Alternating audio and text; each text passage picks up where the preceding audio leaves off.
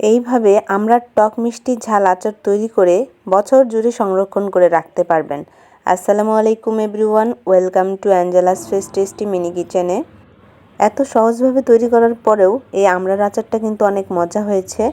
আর এই আমড়ার আচারটা আপনারা কিন্তু 1 বছরের মতো সংরক্ষণ করে রাখতে পারবেন। আজকের এই আচারটা তৈরি করার জন্য নিয়ে নিয়েছি 1 কেজি আমড়া। আমড়ার খোসাগুলোকে ভালোভাবে ছাড়িয়ে নিয়েছি। এরপর পরিষ্কার পানিতে 1 থেকে 3 বার ভালোভাবে ধুয়ে নিয়েছি। ধুয়ে নেওয়ার পরে এটি একটি আলাদা বোলে নিয়ে নিয়েছি যাতে পানি ঝরানোর জন্য। আচারের জন্য আমি আমড়াগুলোকে আস্তই রেখে দিয়েছি, আপনারা চাইলে কেটে নিতে পারেন।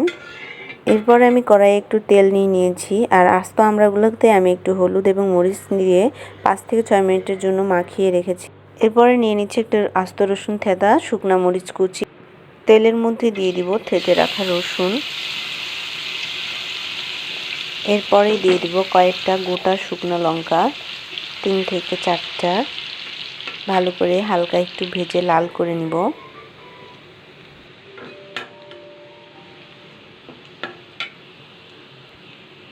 এরপরে দিয়ে দিব অল্প কয়েকটা 5 ফোড়ন, হালকা করে ভেজে নিব। চুলার আঁচ মিডিয়াম টু লো এর মধ্যে রেখে রসুন এবং মরিচটি হালকা করে লাল করে ভেজে নেব। লাল হয়ে গেলেই মাখিয়ে রাখা আস্ত আমড়াটা দিয়ে দিব।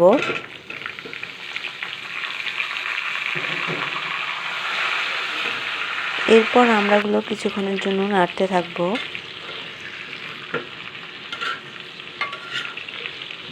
কিছুক্ষণ নাড়াচাড়া হয়ে গেলে ঢেকে দেব আমড়াগুলো 10 মিনিটের জন্য। 10 মিনিট হয়ে গেলে আমড়াগুলো এরকম লাল হয়ে আসবে। লাল হয়ে আসার পরে আমরা দিয়ে দিচ্ছি শুকনো লঙ্কা কুচি, মশলা ধনিয়া, জিরা, মৌরি, শুকনা মরিচ এগুলো আমি আগে থেকেই চুলার আঁচ লোয়ে রেখে ভেজে নিয়েছিলাম। মশলা ভাজার সময় অবশ্যই চুলার হিট লোয়ে রাখতে হবে, কারণ ছোট ছোট মশলাগুলো খুবই দ্রুত পুড়ে যায়। এই কারণে ভেজে রাখা মশলাগুলো ঠান্ডা হয়ে গেলে শিলপাটা অথবা ব্লেন্ডার করে গুঁড়ো করে নেব। আচারের এই পর্যায়ে আমরা মশলা গুঁড়োর অর্ধেকটা আচারে দিয়ে দেব এবং অর্ধেকটা রেখে দেব।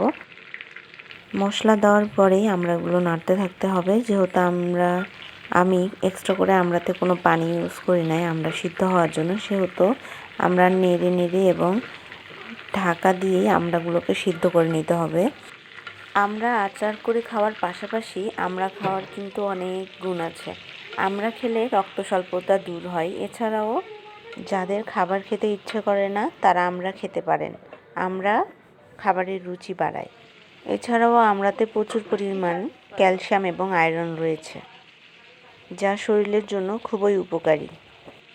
এ পর্যায়ে আমরা দিয়ে দিব পরিমাণ মতো চিনি। যে যেরকম মিষ্টি খান সেরকম, আমি একটু কমই খাই, এর জন্য একটু কম চিনি দিয়ে আচারটা বানাচ্ছি। আচারটিতে চিনি দেওয়ার পর নাড়তে থাকতে হবে যতক্ষণ পর্যন্ত না একটু লাল লাল কালার হয়ে আসছে, ততক্ষণ নাড়তে থাকতে হবে। খেয়াল রাখতে হবে যেন কড়াইয়ে লেগে না যায়। আচার লাল হয়ে আসলে বাকি মশলাগুলো দিয়ে দিতে হবে। বাজারের আমড়া শেষ হয়ে যাওয়ার আগে কিন্তু এই মজাদার আচারটি আপনারা বাসায় তৈরি করে খেতে পারেন।